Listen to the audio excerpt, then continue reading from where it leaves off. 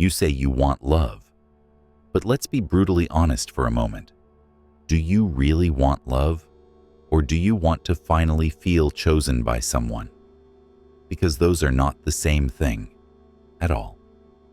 When most people say, I just want someone to love me, what they often mean is, I want someone to prove I'm not worthless. They don't want to love. They want to be cherished. They don't want to give. They want to be picked. Look closely at your own fantasies about relationships. Do you imagine deep conversations, shared projects, mutual growth? Or do you imagine someone who finally looks at you and thinks, wow, you're the one, you're special? In other words, are you dreaming about connection or about validation? Most of us are starving for that feeling of being special. We want someone's gaze to land on us and say, without words, you matter, you're enough, you're not a mistake. And because we never quite learned how to give that feeling to ourselves, we go on a lifelong hunt to make someone else do it. We call this hunt looking for love. But very often, it's not love we're looking for. It's anesthesia. We're trying to soothe the aching question we're too afraid to say out loud. If no one loves me, do I still have any value? So we chase couples pictures, good morning texts, I miss you messages, that buzzing dopamine rush when someone chooses us over others.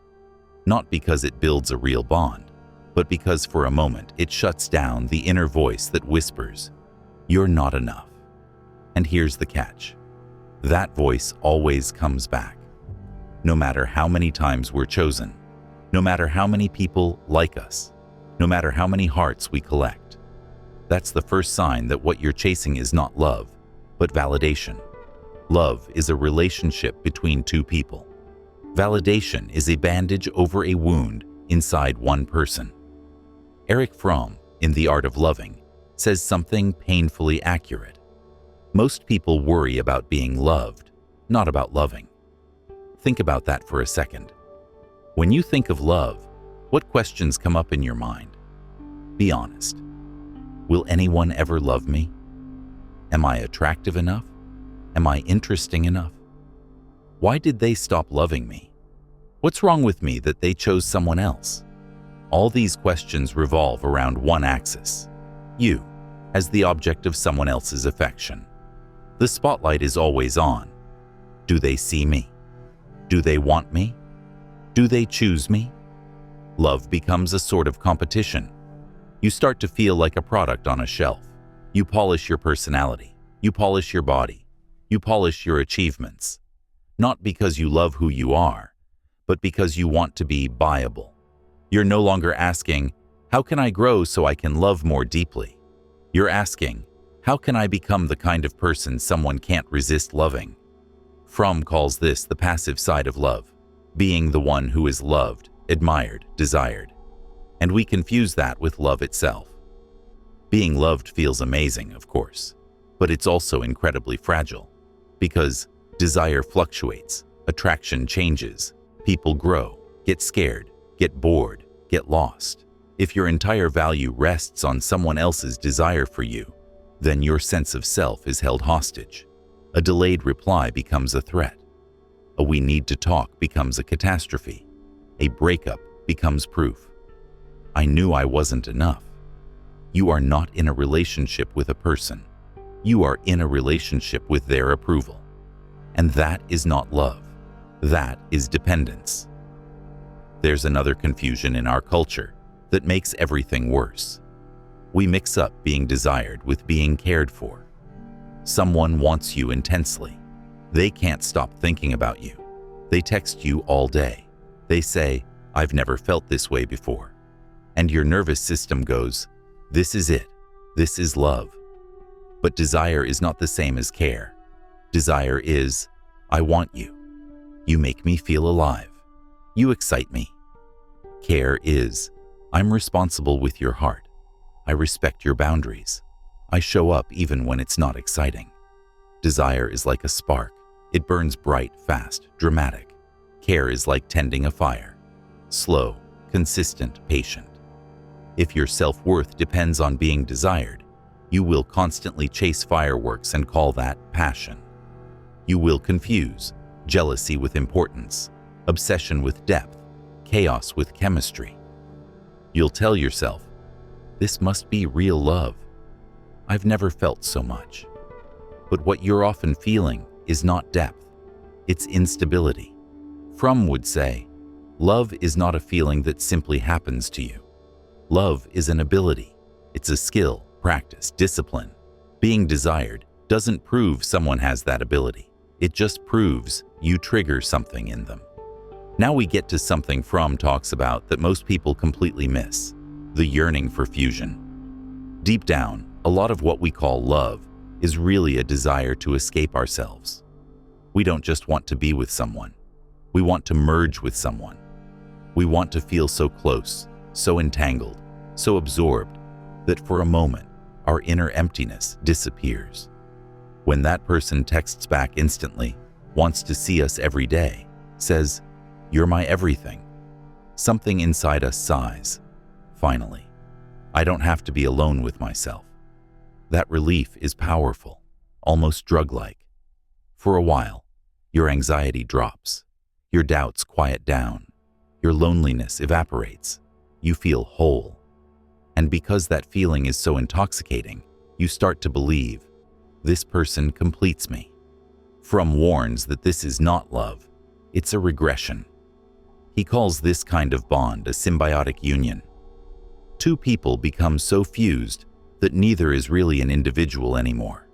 One may dominate and the other submit, or both may cling to each other in mutual dependence. From the outside, it looks like soulmates. From the inside, it's often anxiety and fear. If they leave, I'll break. If they're distant, I fall apart. If they're not okay, I can't be okay either. You're not sharing your life with someone. You're using someone as a shield against feeling your own separation. And this is why love becomes so terrifying. Because deep down, it's not just about losing them. It's about losing the temporary escape from yourself. So where does this obsession with being chosen, being fused, being completed actually come from? Here's the part many people skip because it's uncomfortable. It starts long before your first crush. It begins in childhood. Think of a baby. A baby is totally dependent. It can't feed itself, can't move itself far, can't regulate its emotions alone. It needs touch, warmth, soothing voices, predictable presence, and above all, the sense, I'm safe, I'm wanted, I'm welcome. When these needs are not met, when love is inconsistent, conditional, be good and then I'll love you, manipulative, if you upset me, I withdraw, or simply absent, the child doesn't think, my parents have issues. The child thinks, something is wrong with me. That belief doesn't leave as you grow taller. It just buries itself deeper. So what happens? That little child inside you grows into an adult who panics when they're ignored, overreacts to silence, clings desperately when someone shows interest, feels worthless at the slightest hint of rejection. You might look calm, smart, mature on the outside. You might have a job, a car, routines, responsibilities, but inside, a small child is still waiting at the emotional door, saying, please pick me this time. Please don't leave again. Please tell me I'm not too much or not enough. Fromm talks about the experience of separation as one of the most profound sources of human anxiety, and childhood is where we feel separation with the least protection. If, as a child, you felt emotionally abandoned, unseen, used or loved only when useful, then, as an adult, you're likely to recreate the same emotional story. I only have value when someone wants me. So you do what you did back then. You perform, you please, you shrink your needs, you exaggerate your strengths. You become convenient, low maintenance, chill. All to avoid the original fear, being emotionally left behind. When someone new appears in your life and gives you attention, it's not just, "Oh cool, someone likes me." It's more like, "Finally, someone is giving the child in me what they never got." That's why rejection can feel catastrophically painful. You are not just losing a person, you're reliving an old wound. And your mind, instead of seeing the pattern, often tells the same old story. I wasn't enough. Let's talk more directly about that inner child. This isn't just a poetic concept. It's a way of understanding how your emotional life still runs on rules you learned before you even knew what rules were. Some of those rules are silent, but they sound like, if I bother people, they'll leave. If I show my real feelings, I'll be punished or ignored. If I'm perfect and useful, I'll be tolerated, maybe even loved. If I have needs, I'm a burden. So, as an adult, you might stay in relationships where your needs are never prioritized, overgive to people who barely show up for you, accept crumbs of affection and call it a feast, convince yourself you're too sensitive or too much when you feel hurt. This is not because you're broken. It's because you were trained, emotionally, to believe that love must be earned. And if love must be earned, then being loved becomes proof you're doing it right. Fromm describes two different emotional logics. Childish love. I love because I am loved. You treat yourself kindly only if someone else treats you kindly first. Mature love. I am loved because I love. Love flows from who you are, not from a bargain you're making. Most of us are stuck in the first one. We subconsciously think, if someone finally loves me the way I've always wanted, then I'll feel whole. But that logic has a hidden trap. It puts your sense of worth into someone else's hands. If they love you, you are enough. If they stop loving you, you collapse.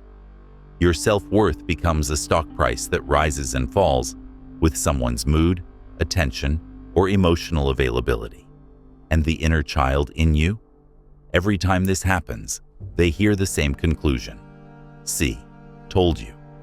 You're not enough unless you try harder. Now let's bring this into our current cultural context. We live in a world of dating apps, social media, constant comparison, curated images of perfect couples. We are surrounded by messages like, "Find your other half. They're your everything. Without you, I'm nothing." It sounds romantic, but if you listen carefully, it's terrifying. Without you, I am nothing. That's not love. That's erasure. It's the fantasy of fusion again.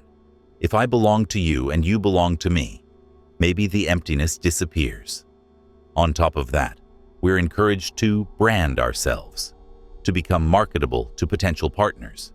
Be interesting, but not too intense. Be confident, but not arrogant. Be independent, but not so independent that you don't need anybody. Be attractive, but effortless about it. Love becomes a marketplace. You become a product. And every match, every seen but not answered, every left-on-read moment reinforces the old internal narrative. If someone doesn't pick me, I'm less valuable. So we adapt. We play roles.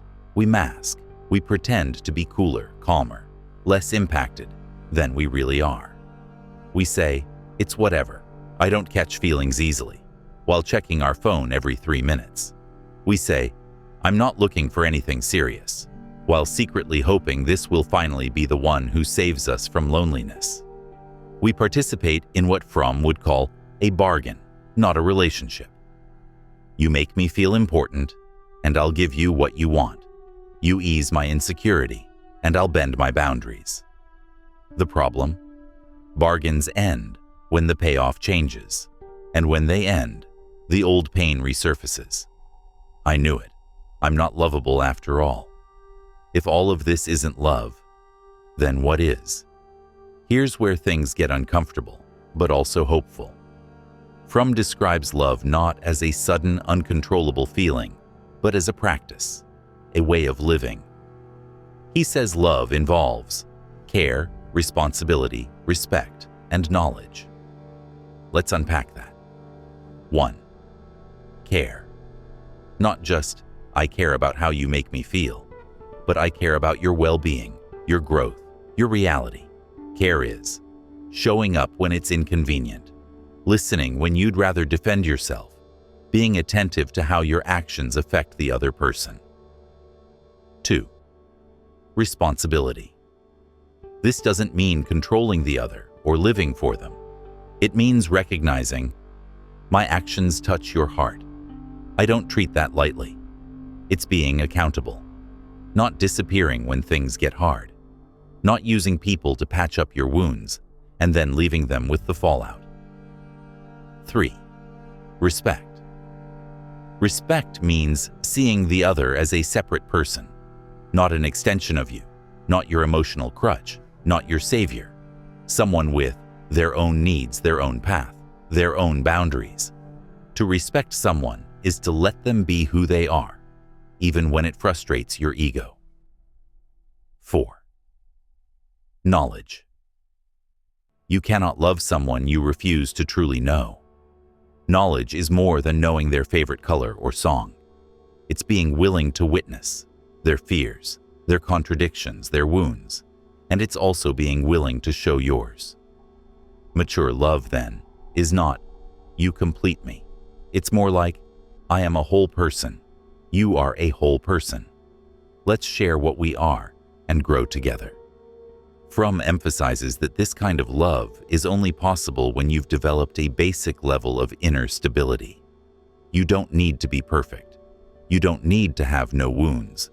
But you do need to have at least started the work of saying, I am responsible for my own sense of worth. Otherwise, every conflict, every distance, every mood shift in your partner will feel like an attack on your existence. If mature love is so beautiful, why do we see it so little? Because it demands things most of us spend our lives avoiding. It requires self-awareness, emotional discomfort, the courage to be alone rather than accept any attention, the willingness to confront our childhood wounds instead of outsourcing them. It's much easier to look for someone to fix us, blame everyone we date, or blame ourselves completely, than to sit down and really ask, how am I showing up in love? Do I truly know how to love, or do I only know how to chase being loved? Am I ready to see the small child in me and stop asking partners to parent them? Fromm suggests that loving is an art, like music, painting, or any craft. To become good at it, you need discipline, continuity, practice, concentration, presence, not distraction, patience, accepting that growth takes time. We train for years to build a career, but almost never train seriously to love. We assume love will just happen when we meet the right person. But if we have never worked on our fear of abandonment, our need for validation, our capacity to be alone, then even the right person will eventually feel wrong. Not because they are wrong, but because the relationship is being asked to carry a weight it cannot carry, your unresolved past. So if the solution is not, find a better partner, or become more desirable, what is it? The solution is to turn the question around. Instead of, who will finally love me properly? Ask, how can I become capable of loving myself and others more maturely? This is not a feel-good slogan. It's hard work. Here are some starting points. 1. Recognize the pattern. Begin by noticing, without judgment. Do you chase intensity and call it love? Do you panic at the first sign of distance? Do you stay where you're clearly not valued, just to avoid being alone? Do you collapse when someone loses interest? Every time this happens, instead of saying, "What's wrong with me?" ask, "What story from my past is being replayed here?" You're not defective. You're repeating. 2.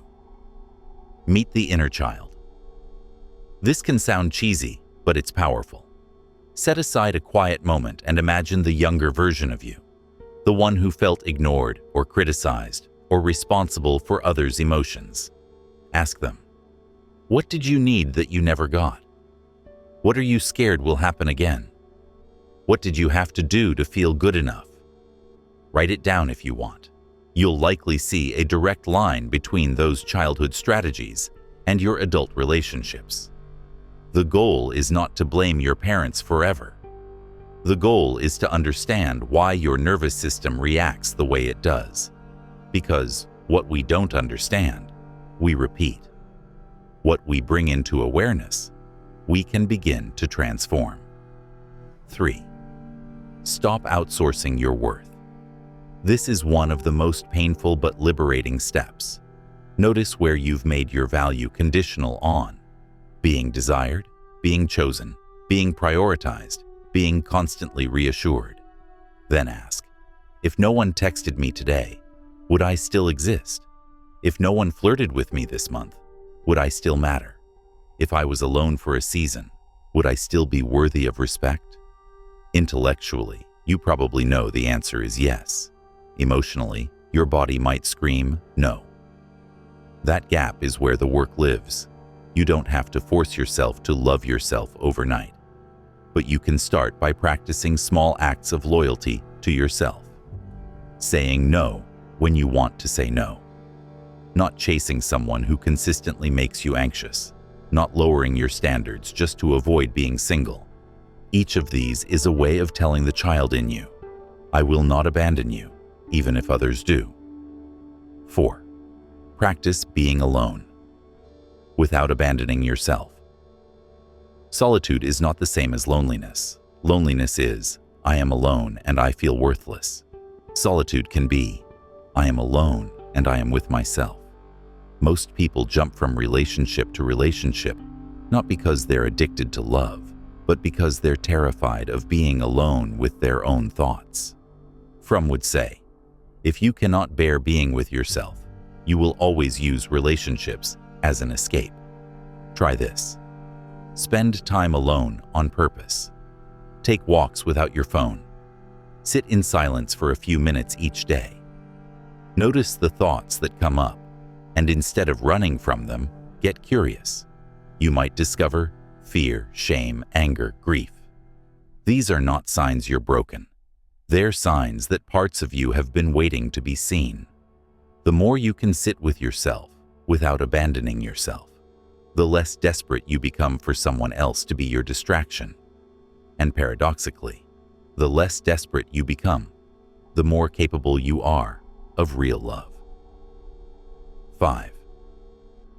Redefine what you're looking for. If you're used to chasing intensity, chaos, high drama, calm, steady love, may initially feel boring. You might think, they're too nice. There's no spark. It's too easy. Ask yourself honestly, do I want to feel safe or do I want to feel high? If what you've called spark has always led to anxiety, overthinking, feeling not enough, then maybe it wasn't a spark. Maybe it was your nervous system recognizing familiar instability. Begin to value different qualities, consistency rather than intensity, respect rather than obsession, honesty rather than flattery, shared values rather than just shared chemistry. You can still have attraction and passion, but now they're built on a foundation, not on a void. So, how does all of this look in real life? Mature love is not a dramatic movie scene. It's a daily practice. It looks like communicating even when it's uncomfortable, apologizing when you're wrong without making it about your worth, letting the other person be human, not a fantasy, holding your boundaries instead of abandoning yourself to keep the peace, being able to say, I choose you, not I need you to fix me. It also looks like being willing to walk away from situations that consistently hurt you, not as a punishment to the other, but as an act of care toward yourself. Fromm reminds us, love is an activity. It's something we do, not just something we feel. And that starts with how you treat yourself. Do you speak to yourself with cruelty, push yourself until burnout, judge every emotion you have, demand perfection before allowing your own affection? If you treat yourself as unworthy, loving others in a mature way becomes very hard, because you will always secretly believe, if they really know me, they'll leave. And that belief will shape everything you do. Here's something important. You don't have to heal completely before you deserve love or before you can love. You will always be a work in progress. So will everyone you meet. The point is not to become flawless. The point is to become conscious, to see your patterns, to take responsibility for your wounds instead of handing them to someone else and saying, "Here, carry this for me so I finally feel okay." You can begin right now, where you are, with what you have. Notice when you're seeking validation instead of connection. Notice when you're trying to fuse instead of relate. Notice when you're asking someone to heal a pain that began long before they existed. Each moment of noticing creates a tiny bit of space. In that space, you have a choice. You can repeat the pattern or try something slightly different. Say what you feel instead of pretending you're fine. Pause before texting that ex in a moment of panic. Take a breath before assuming they didn't reply means I'm unlovable. Tiny acts of awareness like these are not glamorous. They won't get you a movie montage, but they build something infinitely more valuable: inner stability. And from that stability, love becomes less about survival and more about sharing. Let's come back to where we started. Do you really want love, or do you want to feel chosen? The big shift happens when your inner focus moves from, "Please pick me so I can feel like I exist," to, "I know I exist. I know I have value." From that place, I can choose who I give my love to. This doesn't make you invincible. Rejection will still sting, breakups will still hurt, loneliness will still visit, but they will no longer be proof that you are nothing. They will simply be painful experiences in a life that still has meaning. You stop begging to be chosen at any cost. You start choosing consciously. Who can I grow with? Who respects my humanity? Who treats my heart as something precious, not as a toy? And just as importantly, how can I show up in those ways too? Love becomes less about desperation and more about mutual offering. Not, "Save me from myself," but "Walk with me. I'm responsible for my own healing, and so are you. Let's meet in honesty." This script is not meant to comfort you. It's meant to wake you up. As long as you refuse to look at your hunger for validation, your fear of being alone, your childhood patterns of earning love, you will continue to call neediness, love, fusion, connection, emotional addiction, soulmate energy, and it will keep breaking you from the inside. The good news? You are not doomed to replay the same story forever. You can learn where your patterns came from. Begin to treat yourself with the care you never received. Cultivate the courage to be alone rather than badly accompanied, and slowly, imperfectly, become someone who can truly love. Not with a love that says, "Make me feel worthy," but with a love that says, "I know I am worthy. You are worthy too." Let's build something out of that. If any part of this touched something in you, that tired part that's exhausted from chasing, begging, proving, performing, consider this your invitation. Not to chase harder, not to hate yourself for your patterns, but to pause, turn inward, and begin the work of loving the one person you are truly guaranteed to spend your whole life with, yourself. From there, real love with another human being stops being a desperate escape and starts becoming what it was always meant to be: two whole, unfinished, beautifully human people walking side by side, offering what they are, not to fill a void, but to share their fullness.